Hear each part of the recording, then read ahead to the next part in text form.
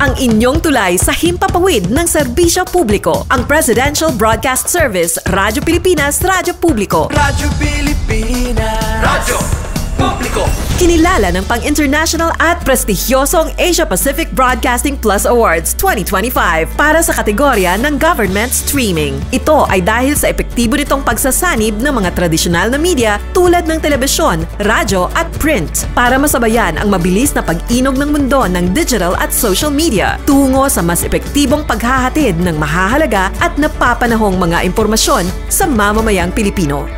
Kinilala rin ang Radyo Pilipinas dahil sa patuloy na pag-akyat ng rating. Ngayon ay matatag sa pang-4 na pwesto sa Mega Manila ayon sa pinakahuling Nielsen Radio Audience Measurement Survey. At sa social media, nakamit ang mahigit 2,000% pagtaas ng bilang ng mga sumusubaybay sa Radyo Pilipinas page sa unang bahagi ng 2025. Patunay ito na ang inyong Radyo Pilipinas Radyo Publiko ay tunay na kaagapay ng inyong pamahalaan sa paghahatid ng serbisyo sa mga mamamayang Pilipino. Mula sa aming lahat, sa ngalan ng inyong pamunuan at mga kawani ng Presidential Broadcast Service, kasama ang inyong mga himpilan ng Radyo Pilipinas sa buong kapuluan. Maraming salamat po sa inyong lahat, sa inyong pagtangkilik at pagkilala. Radyo Pilipinas. Radyo Publiko.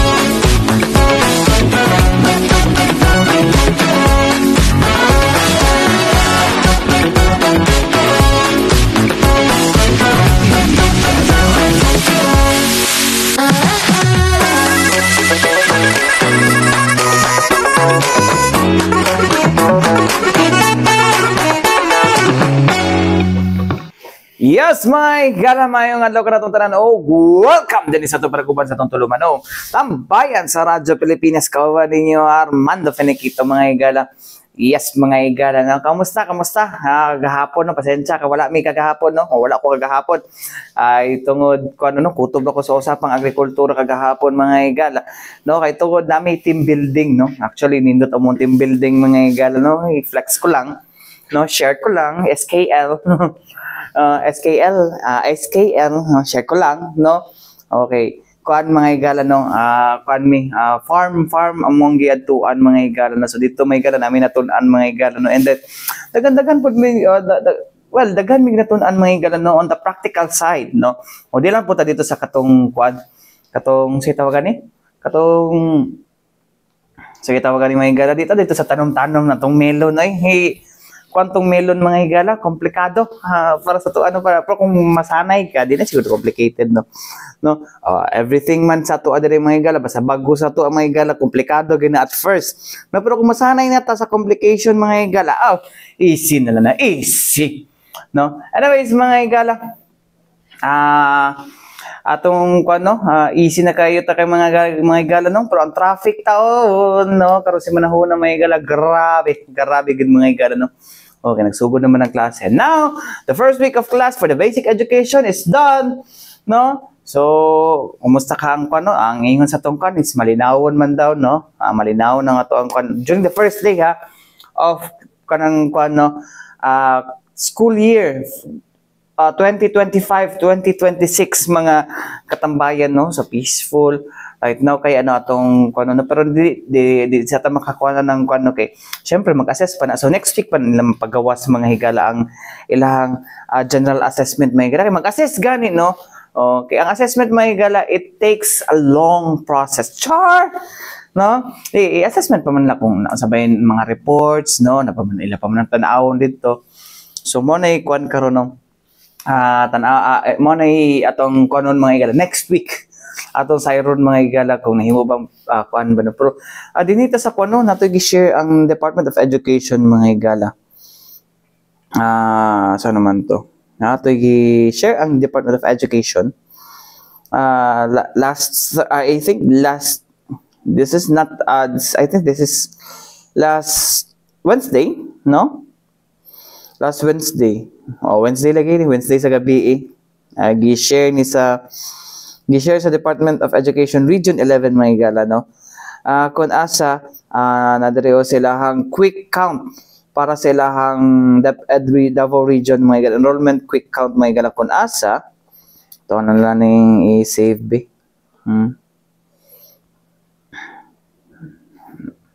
Natin yung mga higala, no? Atong ipakita, no? Ito na ipakita, das kilid mga higala na, pero ako basahon mga higala, no?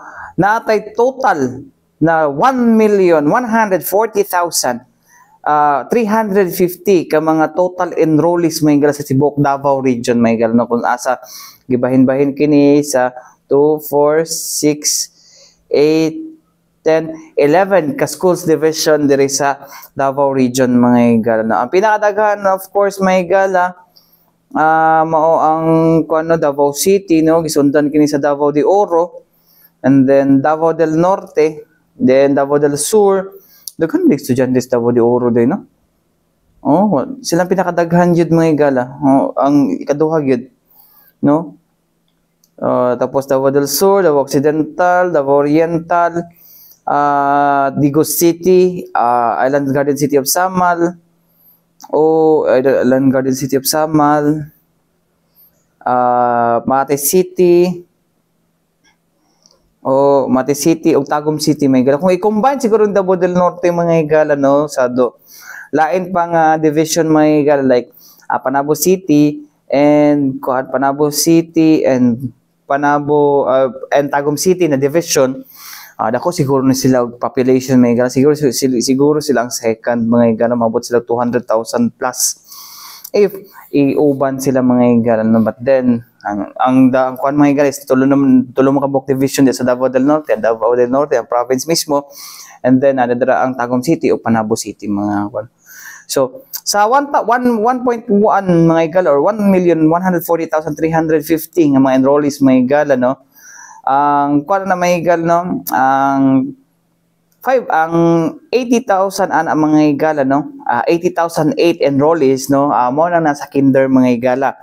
Samtang 560,155, no? Ang naa sa elementary school, no? O elementary school mga higala, and then 348 sa junior high school, mga 348,745 sa kuan mga higala, no? Sa junior high school, 151,442. Daghan na di ko, no? So, ang kuan ni mga higala, ang katong mga nang graduate sa elementary, gamay ra din na pag-abot sa high school. No, pag-abot sa katong junior high school mga higala, mubaba pa kita pag-abot sa senior high school, no? And then 151,442 ang sa kuan mga higala, ang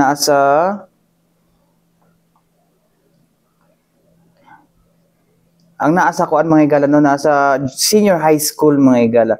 So I think mga higala, nasa target na pila ka million na students mga higala, and they have the percentage mga higala based on school year 2024-2025 na official enrollment mga higala, no?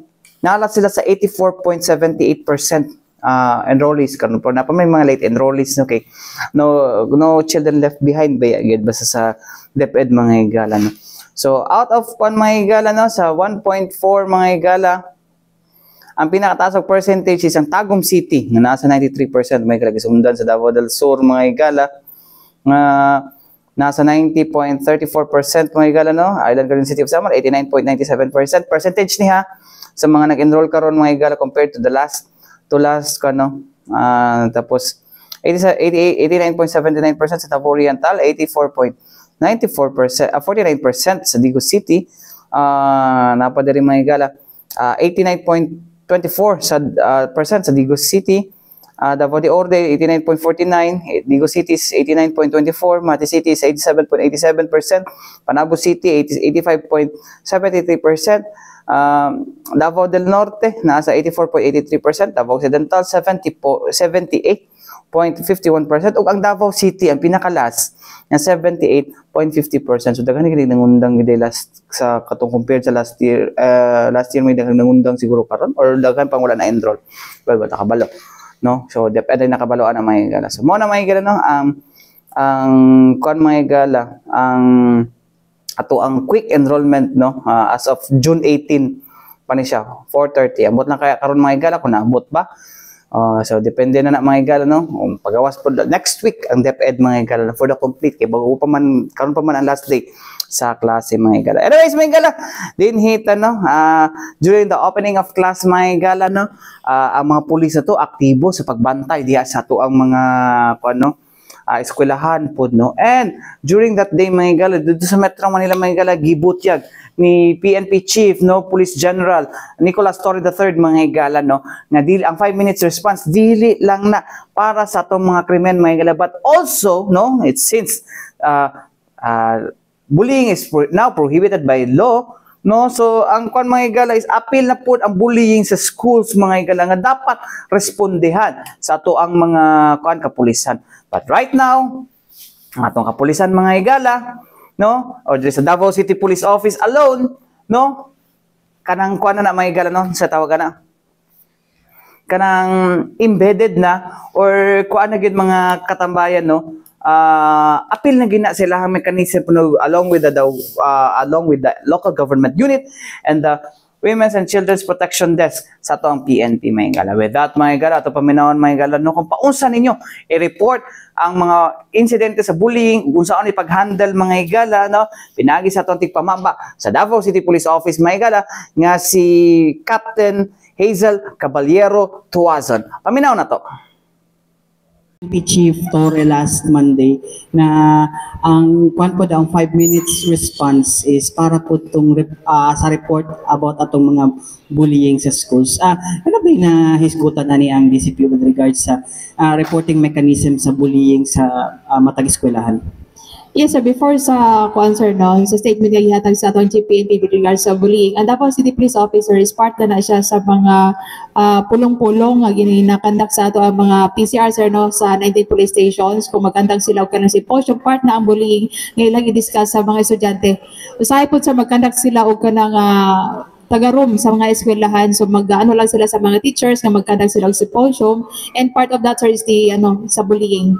Kung sa'y participation sa estudyante mismo o sa ginikanan and sa mga maestra nga nadia sa sulod sa eskwelahan. Kaya dili natabot, sir, nga napay mahitabo, dili lang sa sulod sa eskwelahan, outside sa eskwelahan nga naay kulatahon nga mga estudyante. Mo nang ato i-remind, sir, ato ang i-remind mga ginikanan kung naay mga nga ng insidente, sir, report nila dayon sa ato ang mga police stations para ma-call nato ang attention, sir, no, sa mga ginikanan, sa mga involved nga mga bata sa involved sa bullying.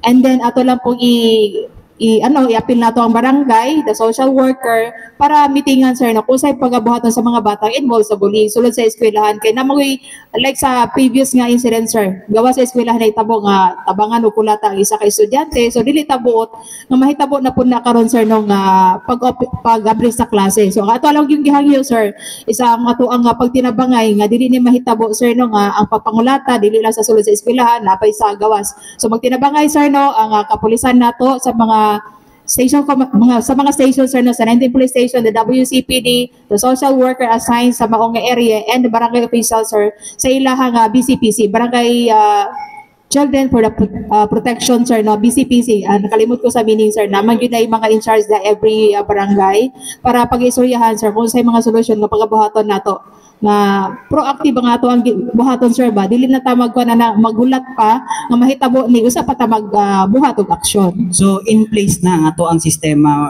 when it comes to reporting for against bullying. Yes, sir, ato lang i-strengthen, sir, no, kay mao man ang instructions sa ato ang Chief PNP kay sa iyang gusto good, sir, sa iyang 5 minutes response time, sa iyang gi-appeal, sir, no, kay sa total strength sa every police station, sir, 90% ana is nasa gawas, and part of that siguro, sir, is bantayan po ang mga estudyante paggawa sa mga eskwelahan, sir, no, kay 90% of the total strength sa mga stations, sir, is nakuha na kayo na siya. So natay mga areas nga paggabutangan sa ato ang mga PNP personnel kay part na po na siya sa crime prevention sir, police visibility, and of course the 5 minutes response time nga gusto sa ato ang Chief PNP mo nang ginabuhat nato sir no nga by sector nga to ginabuhat kay just in case nga dool sa ilaha ang pagpatawag og kanang tabang sir, sila na mismo ang moadto dito sir before mag-abot ang ato ang mobile patrol cars nga naglibot-libot pod sa area of responsibility sa isa ka station. Okay. How about sa deployment ma'am sa mga schools? Kwan po ba na tawagan ni kanang napod ba static deployment ang DCPO sa mga schools, especially sa mga katong mga dagko nga schools o katong mga schools na perminti gina-report na dunay riot, dunay ginakulata nga estudyante pagawas? Yes sir, part na gina siya sir no sa 90% nga nasa gawas nga mga PNP personnel sa 19 police stations nga butangan nato og katong mga schools nga daghan mga estudyante sir no, especially diri sa sentro nga part sa ato nga syudad sa Davao. So makita na nato sir sa karon nga kuan sir no nga programa sa ato ang PNP nga 90% of the total strength sa station is naagid sa gawas, wala sa sulod sa station sir. So, mo to mga igala, no? Ang kato ang ating pamaba sa Davao City Police Office na si Captain Hazel Caballero Tuazon, mga igala. So, simple lang, no? So, ito pag manawag mo sa kwan, mga igala, pwede niyo i-report sa any police station or police unit, no? Dool sa inyo, mga igala, para ma-actionan na, mga igala, no?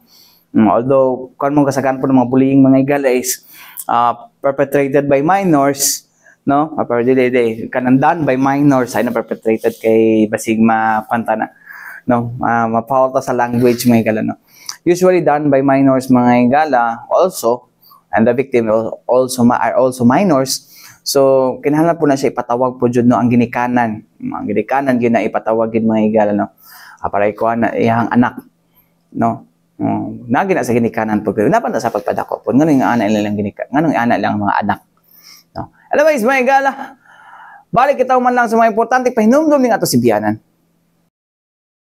Balik kita mga igala dito sa Palaguban sa itong tulumanong tambayan sa Radyo Pilipinas. Kauban ni Armando Finikito, mga igala. Yes, mga igala, no? Itong Wednesday, mga igala, no? Sa itong ipahigayon nga kuan, no? Sa ito Davao Peace and Security Press Corps Media Briefing sa The Royal Mandaya Hotel, mga igala, no? Gisgutan na ikon mga igala sa 10th Infantry Division na pinagi sa ilahang Public Affairs Office Chief na si Major Ruben Gadot, no, nga wala na NPA, even the remnants dinhi sa ilahang area of responsibility, no? Ang ilang area of responsibility, mga igala, the whole Davao region, pila ka kuan sa Agusan del Sur, pila ka og sa Surigao, naibanda diha, mga igala, tapos kuan Southern Bukidnon, no? Apil-apil ang 23 barangay sa Valencia, Bukidnon, mga igala. Napadira sa may second district sa North Cotabato. Tapos asa pa ba? Sultan Kudarat, napoy pipila ka mga municipalities sa municipalities diha sa mga igala. So itaw na municipalities sa Sarangani Province, no?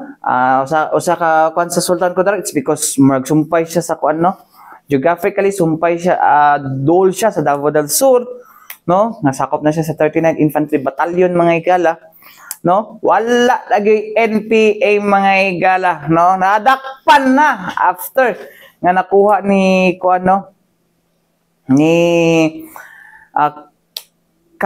Kaniki, mga igala, no? O si mas naigila sa mga former colleagues ani, mga igala, no? Nananakan sa bakan sa balaod, mga igala, no? Nilang Arian Jane Ramos o ni Jam Sangino, mga igala, no? Nga si Charis Banyes, mga igala. Banyes ba to? Banyes ata to. Siya ang mga igala, no? Katapusan ng remnant, mga igala, nga nagtago-tago, no? Within sa 10th Infantry Division, mga igala, katapusang nagtago-tago, no? Under Southern Mindanao Regional Committee sa SMRC, no? So, anyways, mga igala, ala sa mga announcement, mga igala, atong paminaw na, ipapaminaw na to para dili tayo ng fake news o nagbuat-buat og storya, mga igala. Ato paminaw, mga igala, ang Public Affairs Office Chief sa 10th Infantry Division nga si Major Ruben Gadot, mga igala. Paminaw na to. Dito sa Agusan del Sur. Currently, nakadetain sila sa Bunawan Municipal Police Station. Ang update lang sa ila is after the apprehension, 2 days after, I think, nag-undergone sila og medical check-up as part sa procedure, then preliminary inquest sa Prosperidad, sa prosecutor's office, and gibalik sila karon sa Bunawan Municipal Police Station. So katong remnants nga atong ginisgutan na bilin, mo na to sila tanan, nadakpan sila, led by political instructor or secretary sa RSDG Jaguar, si Charis Banyes alias Nikki, o ang pito ka uban pa nga membro sa remnants. The last remnants of SMRC was neutralized through apprehension sa isa ka checkpoint operation o joint law enforcement operation sa Bunawan, Agusan del Sur. Sir, ato na lang ni diretso, sir. Unsa mga area sa 10th ID, sir, nga sabi mo nga is wala nang presensya sa NPA? Yes, ma'am. Salamat, ma'am, sa opportunity nga ma-isgot otro, Ang pagmuingon ganitag joint operational area, ang katibukanan ni siya sa area sa 10 ID, isa lang ang Davao Region, the whole Davao Region. Area po ni 10 ID ang municipalities, 4 ka munisipyo sa Sarangani Province, namely Glan, Malapatan, Alabel ug Malungon, area po sa 10 ID ang tibuok 2nd District sa North Cotabato. Area po niya ang Tampakan, Cotabato, kining Columbio sa Sultan Kudarat. Area ni siya sa 10 ID.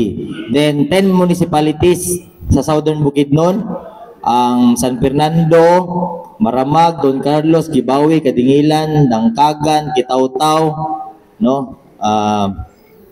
o ang 23 ka barangays lang actually sa Valencia, Then portions lang sa Caraga Region, mga 5 ka munisipyo sa Agusan o 8 I think sa Surigao, but southern part sa Agusan o Surigao del Sur. And again, the whole Davao Region. Mauni siya ang tibok AOR sa joint operational area sa 10 ID. It doesn't mean nga maupo ni siyang area sa SMRC, Southern Mindanao Regional Committee. Ang Southern Mindanao Regional Committee naglihok lang gyud siya specifically sa Davao Region o southern part sa Caraga Region. Kining naglihok sa Bukidnon tong niagi is Pedler. Under na ni siya actually sa North Central Mindanao Regional Committee. So ang gisgutan nato is ang threat, confronted threat, ang SMRC. So as of now, ma'am, as per record and revelation sa atong mga former rebels, 0 active NPA gyud ang SMRC. In terms sa SMRC nga isgutanan, but in terms sa joint operational area, 0 NPA po kay katong mga uban nga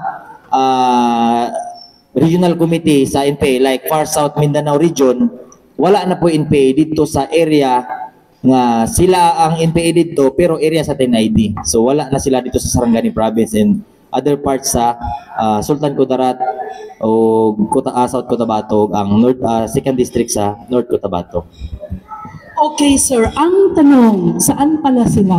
Saan sila pumunta at saan sila lumayas?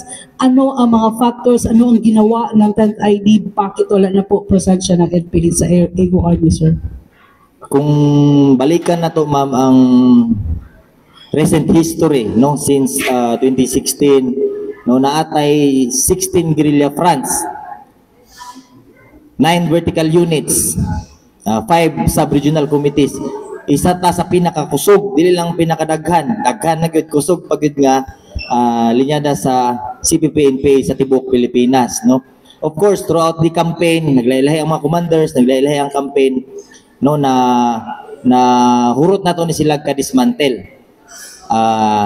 It so happen nga katong na-dismantle na to tanan nga gisgot nga mga units, nato siya yung mga nabilin nga remnants nga tag-isa, tag-duha, nag-consolidate sila karon, nahimo sila unit nga gitawag nga Weekend Guerrilla Front 57. Tung naa sila dito sa area.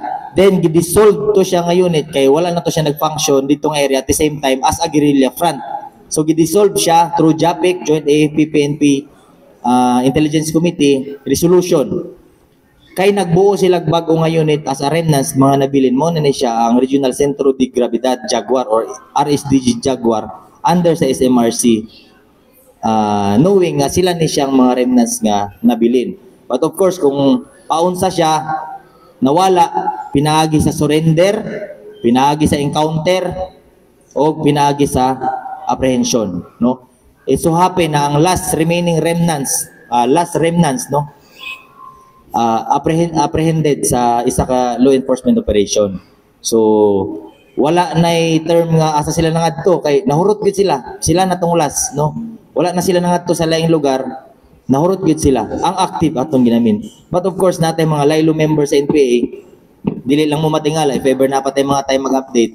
Nagyapon tay mga surrenderies, no? Nga coming from different areas sa ano, but they are not active NPA members but laylo members.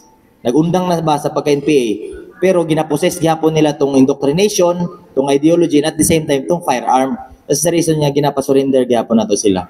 But in terms of active NPA members, wala na tayo NPA sa 10ID Joint Operational Area. So, mo to mga igala, no? Ang pahayag ni Public Affairs Office Chief sa 10th Infantry Division na si Major Ruben Gadot mga igala. So, mo to ang kuan, no? Tawagan ni mga igala, mo to ang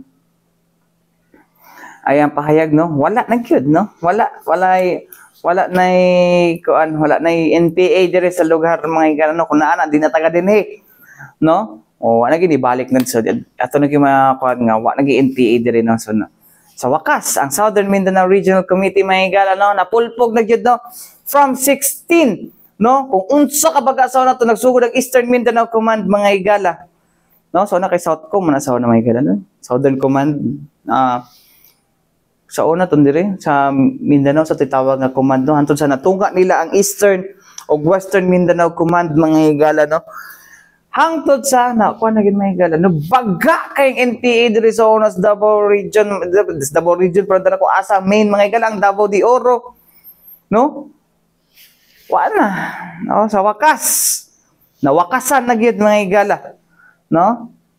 Grabe to NPA itong maski itong elementary hantod high school ko, grabe paghihapon ng presensya sa NPA ato mga igala, no? But then, no, katon na kuan ang National Task Force on Ending Local Communism and Armed Conflict, ayun kina-address man, no. So anyways mga igala, no, kay karon napulpog na mga igala ang Southern, ang pila ka mga NPA groups din sa Mindanao mga igala. Unsa lay buhaton daw sa to ang kuan, asa nay buhaton sa to ang 10th Infantry Division para mapadayo karon nga wala na sila, no. Unsa pa milang kuan nga mag-ISO pa ba sila, mag-internal security operations pa ba sila? Paminaw to balik mga igala, no, si Major Ruben Gadot para nga pangutana. Minaw na to. Sir, salamat sa question, sir, no, kay mo gini siya pirmi ang mapangutanan kung sanay trabaho sa 10ID kay wala na kalaban, no. So, ang dismantling of the manpower and firepower sa SMRC, sir, is gamay lang gid siya actually nga portion sa overall campaign sa to ang division, no. Kabalo naman ta daghan jud og activities ang isa ka unit, labi na kung division level siya. Sa ato ang current campaign, gitawag na to nga 10ID campaign plan Tatag Agila 2020, effective March 1 of 2025 kung atong tanawon. Ang atong mission statement is as a supporting effort, no, sa Eastern Mindanao Command conducts comprehensive archipelagic defense operation, no, to secure the 10ID Joint Operational Area and its people and to support the protection of the national interest. So kini siya nga mission statement, combination ni siya sa broad ug integrated military strategies, no, nga both gina-address ang external aggression ug kini ato ang internal security threats. So kaning isgotanan sa SMRC mag-fall under internal security operations lang ni siya, sir, no. Pag moingon po tag internal security operations, and isa lang po ka portion diri ang i-address ang armed group, ang armed threat groups. Part aning internal security operation is the sustainment operation or how to sustain the cleared areas, no. Naadira ang to strengthen the ato kinatong gitawag nga integrated territorial defense system, no? Naisgot na nato nitong mga niagi kung paunsa ta makapag-create og physical og psychological barrier, no, sa against sa ma-deny na to ang re-entry o ang recovery efforts kung kinsa man. Dili, of course, basically obviously dili na ni manggikan sa SMRC kay nahurot na to sila, but some other units of NPA or CPP-NPA posible nila sudlan again natong area. Pinaagi ba ni siya sa isa ka front organization or pinaagi ba ni siya sa armed group pod sa pikas nga mga NPA units. So kinahanglan nato to siya i-deny ang ilang entry or ang ilang recovery efforts through that kind of mga sustainment operations like strengthening the integrated territorial defense system o at the same time kaning mo participate ta sa whole of nation approach, particular ang mechanism sa LCAC mechanism kay dako na siya nga portion on addressing ng mga socio-economic issues or kini mga valid issues para ma-delegitimize po na to ang CTG narrative. Kay exploitable issues man gud pag dili na siya ma-address, dili na po magsugod ang recruitment, ang arouse, organize and mobilize nga modus operandi nila para na po maka-establish sila og foothold or mag-giveaway sa ilahang resurgence, no? Sa ISO pa lang na siya nga iskutanan sa kung ang pangutana sa trabaho sa military. So naapatay instruction, no, or part sa campaign po sa SMINCOM is ang transition sa external security operation or territorial defense operation kung atong tanawon, no? So napadra ang ato ang pag-intensify sa monitoring sa any foreign clandestine operation, no, nga posible makapag-compromise sa ato ang national security. So in terms of external security operation and ang participation sa land forces, in particular ang 10ID sa mga maritime operation, no, under sa Task Force Sinaya, kung wala ko nasayop sa ato ang sa atong Navy para pod ma-secure ang mga maritime areas diri sa katibukan na sa southeast SMINCOM, no, Eastern Mindanao Command. So dagan sir actually pa ang trabaho sa 10ID in the absence of armed group sa SMRC. So mao to mga igala, no, ang pahayag ni Major Ruben Gadot mga igala, no. So they are concentrating mga igala, no, aside from nagapon sila gamay ISO or internal security operations, no, dito sila mo focus na sa sustainment, no, kung saan nila makatabang sa to ang mga national government agencies, no, para mag-deliver og kaning basic services sa kabukiran. Kay mo guna kasagaran gina-exploit ng mga issues gud sa to ang mga sa mga komunista gud mga igala, no. So ang kuan nila wala na red area diri sa kuan, no. So dito na sila sa katong ginatawag na white area mga igala. Dili na problema sa kasundaluhan ng white area mga igala, no. Kay daghan tungod datay mga civilian agencies mga igala nga mo onay mo kuano mo makigbatok ana mga igala, no. So no problem na ana mga igala. Anyways mga katambayan, wala tayong oras sa ngalan sa Tibok Pwersa sa DXRP Radyo Pilipinas, Radyo Publiko Davao mga igala. Ako ay nakauban Armando Feniquito. Alang sa tambayan sa Radyo Pilipinas, hantong sulod na usab, daghang salamat ug maayong adlaw kanatong tanan.